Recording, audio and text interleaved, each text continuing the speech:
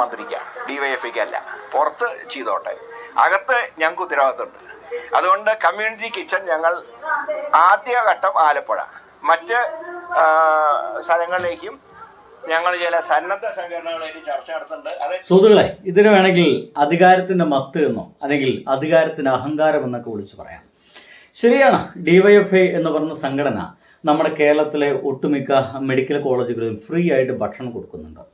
ഇത് ഡിവൈഎഫ്ഐ എന്ന് പറയുന്ന സംഘടന പൈസ ഉണ്ടാക്കിയിട്ട് അതുകൊണ്ട് ഏതെങ്കിലും ഹോട്ടലിൽ കൊണ്ടുകൊടുത്ത് ആ ഹോട്ടലിൽ നിന്ന് ഭക്ഷണം വാങ്ങിച്ച് ഇവിടെ കൊണ്ടുപോയി കൊടുക്കുന്ന ഒരു പരിപാടിയല്ല. ഇതൊരു വലിയ ജനാധിപത്യ വ്യവസ്ഥ രീതിയിലാണ് ഇത് നടക്കുന്നത്. മിക്കവാറും ഏതെങ്കിലും ഒരു ഗ്രാമത്തിൽ അല്ലെങ്കിൽ ഏതെങ്കിലും വാർഡിലെ ആളുകൾക്കായിരിക്കും ഇതിന് ചുമതല. തലേ ദിവസം തന്നെ ആ നാട്ടുകാർ മുഴുവൻ പറയും, നാളെയാണ് നമുക്ക് ഹോസ്പിറ്റലിലേക്ക് ഭക്ഷണം കൊടുക്കാനുള്ള ചുമതല. അതിന്റെ ഭാഗമായിട്ട് ആ വീട്ടിലത്തെ ആളുകൾ മുഴുവൻ, എത്ര വീടുകളാണോ സെലക്ട് ചെയ്തത് ആ ഗ്രാമത്തിലെ ആളുകൾ മുഴുവൻ പിറ്റേ ദിവസം അവർക്ക് കഴിയാവുന്ന അത്ര എണ്ണം പൊതിച്ചോറുകൾ ഉണ്ടാക്കി കൊടുക്കുന്നു. നിങ്ങളൊരു കാര്യം മനസ്സിലാക്കണം, കഴിഞ്ഞ 8 വർഷമായി ഡിവൈഎഫ്ഐ ഈ ഒരു പരിപാടി തുടങ്ങിയിട്ട് ഇതുവരെയും ആ ഭക്ഷണത്തിൽ നിന്ന്, അങ്ങനെ കൊടുത്ത ഭക്ഷണത്തിൽ നിന്ന് ഇതുവരെയും ഒരു ഫുഡ് പോയിസൺ എന്ന് പറയുന്ന പരിപാടി ഇതുവരെയും റിപ്പോർട്ട് ചെയ്യപ്പെട്ടിട്ടില്ല എന്ന് പറയുന്ന ഒരു യാഥാർത്ഥ്യം സംഗതിയോടെ കിടക്കട്ടെ. എന്തുകൊണ്ടാണ് കെ മുരളീധരന് ഇങ്ങനത്തെ ഒരു പദ്ധതി ഡിവൈഎഫ്ഐക്കാർ ചെയ്യേണ്ട എന്ന് പറയാനുള്ളൊരു തോന്നലുണ്ടാകുന്നതുകൊണ്ടാണ്. സിംപ്ലി പറയാം, ഇതുവരെയും കോൺഗ്രസോ KSU എന്ന് പറയുന്ന സംഘടനയോ ഇത്തരത്തിലൊരു പരിപാടി ചെയ്തിട്ടില്ല. അവരെ കൊണ്ട് ഇത് താങ്ങില്ല, പറ്റില്ല എന്നുള്ളതാണ് പച്ച മലയാളത്തിൽ. എന്തൊക്കെയായാലും ഇനി അങ്ങനെയാണെങ്കിൽ ഈ കെ മുരളീധരൻ ഒരു കാര്യം കൂടി ഇനി പറയേണ്ടതാണ്. ഈ ഡിവൈഎഫ്ഐ പിള്ളേരോട് നാളെ മുതൽ രക്തം കൊടുക്കരുത് എന്നുകൂടി പറയണം. കേരളത്തിൽ ഏറ്റവും കൂടുതൽ ഹോസ്പിറ്റലുകളിൽ രക്തം കൊടുക്കുന്നുണ്ടെങ്കിൽ അത് ഡിവൈഎഫ്ഐ എന്ന് പറയുന്ന ആ ഒരു സംഘടനയിൽ പ്രവർത്തിക്കുന്ന ആളുകളാണെന്ന കാര്യത്തിൽ ഒരു സംശയവും വേണ്ട മലയാളികൾക്ക്. അങ്ങനെയാണെങ്കിൽ ഇന്ന് ഭക്ഷണം കൊടുക്കരുതെന്ന് പറയുന്ന ഇതേ കെ മുരളീധരൻ, നമ്മുടെ ആരോഗ്യമന്ത്രി എന്ന് പറയുന്ന ഇദ്ദേഹം, നാളെ മുതൽ ഡിവൈഎഫ്ഐ ചോര കൊടുക്കരുത് എന്ന് പറയുന്ന വാക്കുകൂടി പറഞ്ഞു കഴിഞ്ഞാൽ ഗംഭീരമായിരിക്കും. കേരളത്തെ അതിഗംഭീരമായിട്ട് മുന്നോട്ട് കൊണ്ടുപോകാനാണ് താങ്കളൊക്കെ ശ്രമിക്കുന്നതെങ്കിൽ അത് ഇങ്ങനെയാവരുത് എന്നുകൂടിയാണ് എനിക്ക് പറയാനുള്ളത്. ഇനി എന്തായാലും ആ അഹങ്കാര വർത്തമാനങ്ങൾ നിങ്ങൾ കേൾക്കുക തന്നെ വേണം. കേട്ടോക്കൂ. അധികാരം മന്ത്രിക്കാം, ഡിവൈഎഫ്ഐക്ക് അല്ല. പുറത്ത് ചെയ്തോട്ടെ, അകത്ത് ഞങ്ങൾക്ക് ഉത്തരവാദിത്തമുണ്ട്.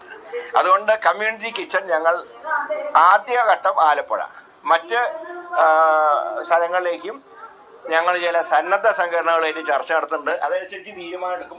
ശരി, ഏതാണ് ഈ സന്നദ്ധ സംഘടനകൾ എന്നതാണ് മനസ്സിലാക്കാൻ സാധിക്കുന്നത്.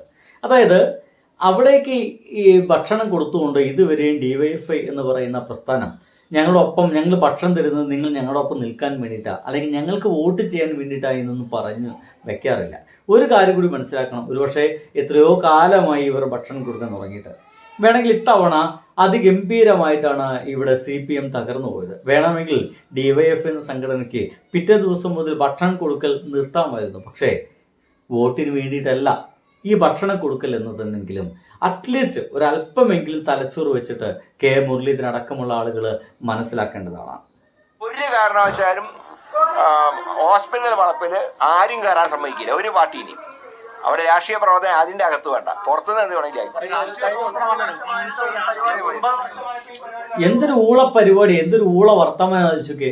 ഇതൊരു രാഷ്ട്രീയ പ്രവർത്തനമായിട്ടാണ് ഇദ്ദേഹം മനസ്സിലാക്കിയിട്ടുള്ളത്. ഇതൊരു സാമൂഹ്യ പ്രവർത്തനമാണ്, ഇതൊരു നന്മ പ്രവൃത്തിയാണ്, നാട്ടുകാരെ കൂടി ഒപ്പം കൂട്ടിച്ചേർത്തുകൊണ്ടുള്ള നന്മ പ്രവൃത്തിയാണ്, കഴിക്കുന്ന ഓരോരുത്തർക്കും വയറും മനസ്സും നിറയുന്ന ഒരു പ്രവൃത്തിയാണ്. നിങ്ങളൊന്ന് ആലോചിച്ച് നോക്കിയേ, ഹോസ്പിറ്റലിലെ തൊട്ട് അപ്പുറത്തുള്ള ഹോട്ടലുകളിലൊക്കെ ഒരു നേരത്തെ ഫുഡിന് എന്ത് വിലയായിരിക്കും ആലോചിച്ച് നോക്കിയേ. എങ്ങനെ പോയാലും ഏറ്റവും മിനിമം ഒരു 60 രൂപയെങ്കിലും കൊടുക്കണ്ടേ?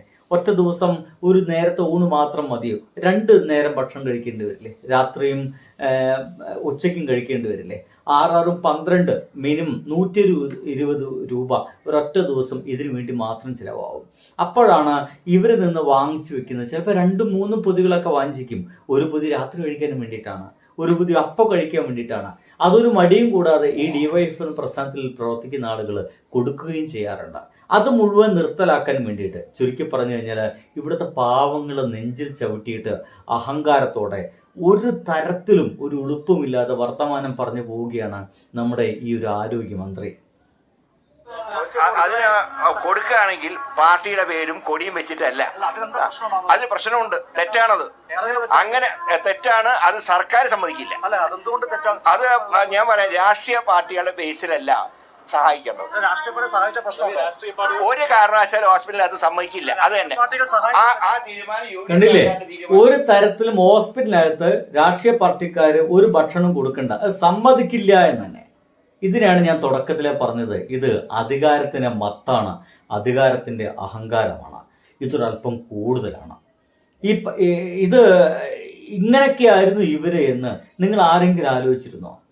ഇപ്പോൾ ഒരുപക്ഷെ എൻ്റെ വീഡിയോ ഈ ഒരു നിമിഷത്തിൽ ഹോസ്പിറ്റലിൽ കിടക്കുന്ന തൃശ്ശൂർ മെഡിക്കൽ കോളേജിലോ കോഴിക്കോട് മെഡിക്കൽ കോളേജിലോ ഒക്കെ കിടക്കുന്ന അവരാരെങ്കിലും കാണുന്നുണ്ടെങ്കിൽ നിങ്ങൾ തീർച്ചയായിട്ടും പ്രതികരിക്കേണ്ടതാണ്. നിങ്ങൾ ആരെങ്കിലും കരുതിയിരുന്നോ ഇവരിങ്ങനെയായിരുന്നുവെന്ന്? നിങ്ങൾ വോട്ട് കുത്തിയത് ഈ ഒരു ടീമിനാണോ, ഇനിയിപ്പോൾ പിണറായി വിജയൻ്റെ ടീമിനാണോ എന്ന് എനിക്കറിയില്ല. ഈ ടീമിനാണെങ്കിൽ നിങ്ങൾക്ക് ഇപ്പോൾ ഒരല്പം വിഷമം തോന്നുന്നുണ്ടായിരിക്കും, തീർച്ചയായിട്ടും തോന്നണം. കാരണം നിങ്ങളുടെയൊക്കെ ഒരു നേരത്തെ ഊണിലാണ് ഇവന്മാര് വിഷം കലർത്തുന്നത് എന്നുള്ളതാണ്. ഞങ്ങൾ ഇംപ്ലിമെന്റ് ചെയ്യും, സംശയമൊന്നും വേണ്ട. രാഷ്ട്രീയ പ്രവർത്തനം ഒരുപാട് കാര്യങ്ങൾ ഇതിന് രാഷ്ട്രീയ പ്രവർത്തനം നല്ലതാണ്. ഞങ്ങളുടെ കമ്മ്യൂണിറ്റി കിച്ചണിലേക്ക് സാധനം തന്നോട്ടെ, ഞങ്ങൾ കൊടുത്തു. DYFI സേവാഭാരതി യൂത്ത് കോൺഗ്രസ് അങ്ങനെയൊന്നും ഭക്ഷണം കൊടുക്കുന്ന കാര്യത്തിൽ വേണം. ഞാൻ പറയാം, ഈ ഇടത് കൈ ചെയ്യുന്ന വലത് കൈ അറിയാൻ പാടില്ല എന്നാണ് ശാസ്ത്രം. ഹോസ്പിറ്റലിന്റെ അകത്തുള്ള അധികാരം മന്ത്രിക്കാണ്, DYFIക്ക് അല്ല. എങ്ങനെയുണ്ട്? ഇതാണ് ഇദ്ദേഹം അഹങ്കാരത്തോട് പറയുന്നത്. ഇടത് കൈ ചെയ്യുന്നത് വലത് കൈ അറിയണ്ട. എന്തൊക്കെ വർത്തമാനം! ഇതൊക്കെ പണ്ടത്തെ കുറെ ആളുകളൊക്കെ പറഞ്ഞു വെക്കുന്ന കുറെ കാര്യങ്ങളാണ്. ഇടത് കൈ ചെയ്യുന്നത് വലത് കൈ അറിഞ്ഞാൽ എന്ത് തേങ്ങയുടെ പ്രശ്നം. നമ്മളൊരു നന്മ പ്രവൃത്തി ചെയ്യുന്നുണ്ടെങ്കിൽ അത് നാലാളുകൾ കഴിഞ്ഞാൽ അത് അവർക്ക് കൂടി ചെയ്യാനുള്ള ഒരു പ്രചോദനമായി കഴിഞ്ഞാൽ എന്താ പ്രശ്നം? അങ്ങനെ അത് നാട്ടുകാർ മുഴുവൻ അറിയട്ടെന്നേ, എല്ലാവർക്കും അത് കൊടുക്കാൻ കഴിയട്ടെന്നേ. എന്തായാലും ഇതൊരു ഭയങ്കര മോശം വർത്തമാനം എന്നല്ലാതെ വേറെ ഒന്നും പറയാനില്ല കേട്ടോ.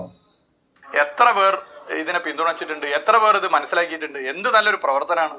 ഒരു സാമൂഹിക പ്രതിബദ്ധതയോടുകൂടി പ്രദേശത്തെ വീടുകളിൽ നേരത്തെ പോയി പറഞ്ഞ് ഞങ്ങളിങ്ങനെ ഇന്ന ദിവസം ഈ ആശുപത്രിയിൽ ചോറ് കൊടുക്കുന്നുണ്ട്, നിങ്ങൾ ചോറുണ്ടാക്കി തരണമെന്ന് പറഞ്ഞ് ആ ചോറുണ്ടാക്കി പൊതിഞ്ഞ് തന്ന് അത് പോയി യുവജന വളണ്ടിയർമാർ കളക്ട് ചെയ്ത് ഒരു വാഹനത്തിൽ മെഡിക്കൽ കോളേജിൽ എത്തിച്ച് വളരെ നല്ല നിലയിൽ എല്ലാ മാനദണ്ഡങ്ങളും പാലിച്ചുകൊണ്ട് ജനങ്ങൾക്ക് നൽകുന്നത് ഒരു നല്ല പ്രവൃത്തിയല്ലേ? അതിനങ്ങനെ കണ്ടാൽ പോരെ?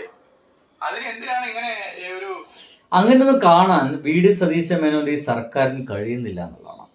ഇത് മഹാദുരന്തമാണ്. എന്തായാലും ഒരു മാറ്റത്തിന് വേണ്ടി വോട്ട് ചെയ്ത ആൾക്കാർക്കൊക്കെ ഈ മാറ്റം നന്നായിട്ട് രുചിക്കുന്നുണ്ടായിരിക്കും അല്ലേ? അപ്പോൾ സുഹൃത്തുക്കളെ, ബൈ.